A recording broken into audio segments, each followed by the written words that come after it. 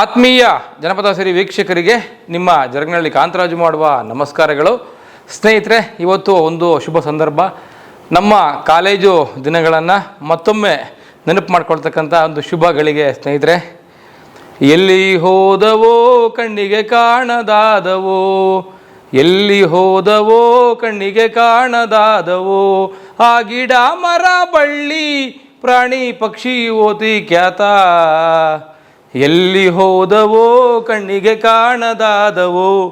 ಇದು ನಮ್ಮ ವಿದ್ಯಾರ್ಥಿ ದಿನಗಳಲ್ಲಿ ಪ್ರತಿನಿತ್ಯ ನಾವು ಮೆಲುಕು ಹಾಕ್ತಿದ್ದಂಥ ಗೀತೆಗಳು. ಸ್ನೇಹಿತರೆ, ಅಂತಹ ಗೀತೆಯ ಕರ್ತೃ ಕರ್ನಾಟಕ ಜಾನಪದ ಅಕಾಡೆಮಿಯ ನೂತನ ಅಧ್ಯಕ್ಷರಾಗಿರ್ತಕ್ಕಂಥ ಶ್ರೀಯುತ ಗೊಲ್ಲಹಳ್ಳಿ ಶಿವಪ್ರಸಾದ್ ಅವರು ನಮ್ಮ ಜನಪದ ಸಿರಿ ಸ್ಟುಡಿಯೋಸ್ಗೆ ಬಂದಿದ್ದಾರೆ. ಸ್ನೇಹಿತರೆ, ಅವ್ರನ್ನ ವೆಲ್ಕಮ್ ಮಾಡೋಣ.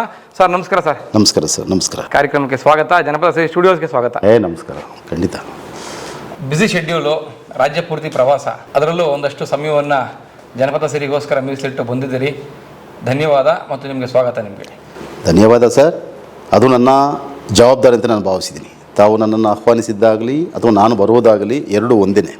ಒಂದು ಹೊಸ ಜಗತ್ತನ್ನು ಅಥವಾ ಹೊಸ ಪರಿಚಯವನ್ನು ಮಾಡಿಕೊಡ್ಲಿಕ್ಕೆ ಹೊರಟಿದ್ದೀರಿ.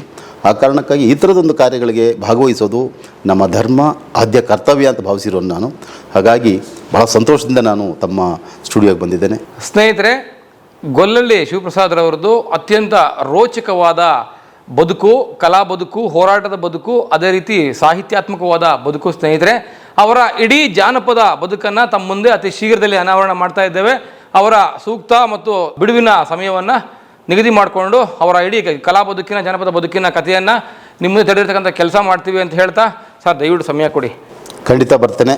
ಸಮಯದ ನಾನು ಹುಡುಕಾಡಿ ತಮಗೋಸ್ಕರ ಬಂದು ನಾನು 4 ಮಾತನ್ನು ಈ ಜನತೆಯ ಪರವಾಗಿ ಮಾತಾಡ್ತೇನೆ.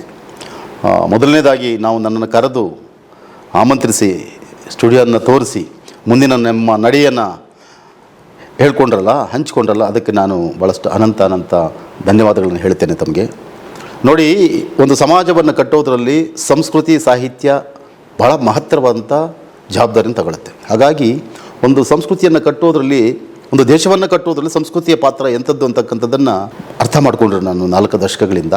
ಅದೇ ದಾರಿಯಲ್ಲಿ ನಡೆದು ಬಂದಿರೋನು. ಇಡೀ ಪಾಶ್ಚಿಮಾತ್ಯ ಸಂಸ್ಕೃತಿಯ ಆರ್ಭಟದ ನಡುವೆಯೂ ಕೂಡ ಜನಪದವನ್ನು ಉಳಿಸಬೇಕು, ಜನಪರವಾದಂಥ ಮಾತುಗಳನ್ನು ಜನರಿಗೆ ಹೇಳಬೇಕಂತಕ್ಕಂಥ ಸದುದ್ದೇಶದಿಂದ ತಮ್ಮ ಸಾರಥ್ಯದಲ್ಲಿ, ಜರಗನಹಳ್ಳಿ ಕಾಂತರಾಜರವರ ಸಾರಥ್ಯದಲ್ಲಿ ಈ ಥರದೊಂದು ಕಾರ್ಯಕ್ರಮ ಬಂತಿರತಕ್ಕಂಥದ್ದು, ಅದಕ್ಕೆ ಜನಪದ ಸಿರಿ ಅಂತಕ್ಕಂಥ ಒಂದು ಶೀರ್ಷಿಕೆ ಕೊಟ್ಟಿರ್ತಕ್ಕಂಥದ್ದು ಭಾಳಷ್ಟು ಸಂತೋಷ ತರ್ತದೆ ನನಗೆ. ಆತ್ಮೀಯರು ಯಾರು ಸ್ನೇಹಿತರು ಹೇಳ್ತಿದ್ರು, ಈ ಥರದ್ದೊಂದು ಚಾನಲ್ ಇದೆ ಸರ್ ಅಂತೇಳಿ. ಇದರ ನಡುವೆಯೂ ಕೂಡ ಜನಪದದ ಉಸಿರನ್ನು ಉಳಿಸ್ಬೇಕಂತಕ್ಕಂಥ ಒಂದು ದೊಡ್ಡ ಕೈಂಕರ್ಯಕ್ಕೆ ಕೈ ಹಾಕಿರ್ತಕ್ಕಂಥದ್ದು ಭಾಳಷ್ಟು ಒಳ್ಳೆಯ ವಿಚಾರ. ನಿಮಗೆ ಮತ್ತೊಂದು ಸರ್ ನಾನು ಧನ್ಯವಾದಗಳು ಹೇಳ್ತಿದ್ದೀನಿ.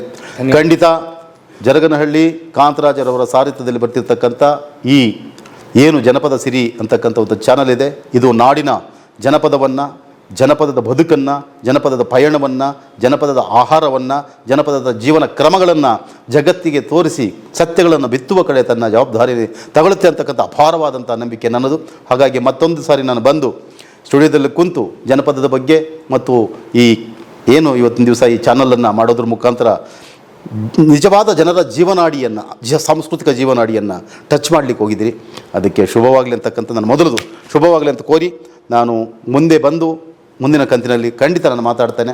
ಆಮೇಲೆ ನಾಡಿನ ಜನತೆ ಜೊತೆ ನನ್ನ ಒಂದು ವಿನಮ್ರವಾದಂಥ ವಿನಂತಿ, ದಯವಿಟ್ಟು ಇಂತಹ ಜನಪದವನ್ನು ಉಳಿಸ್ತಕ್ಕಂಥ ಜೀವಪರವಾದಂಥ ಒಂದು ನಡೆಗಳನ್ನು ನಾವೆಲ್ಲ ಕೂಡ ಪ್ರೋತ್ಸಾಹ ಮಾಡಬೇಕು. ಆ ನಿಟ್ಟಲ್ಲಿ ನಾನು ಅಕಾಡೆಮಿಯ ಅಧ್ಯಕ್ಷನಾಗಿ ಖಂಡಿತ ನಾನು ಈ ಜನಪದದ ನಿಮ್ಮ ಜೀವನದ ಜೊತೆ, ಜನಪದದ ನಿಮ್ಮ ಜರ್ನಿಯ ಜೊತೆ ನಾನು ಖಂಡಿತ ಇರ್ತೀನಿ. ನಮಸ್ಕಾರ. ಧನ್ಯವಾದಗಳು ಸರ್. ಧನ್ಯವಾದ.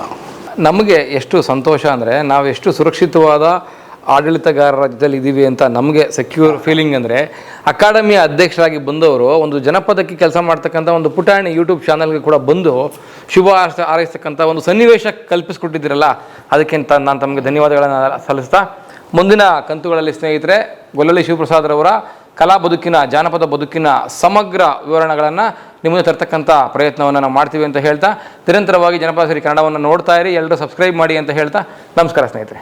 ನಮಸ್ಕಾರ ಸರ್.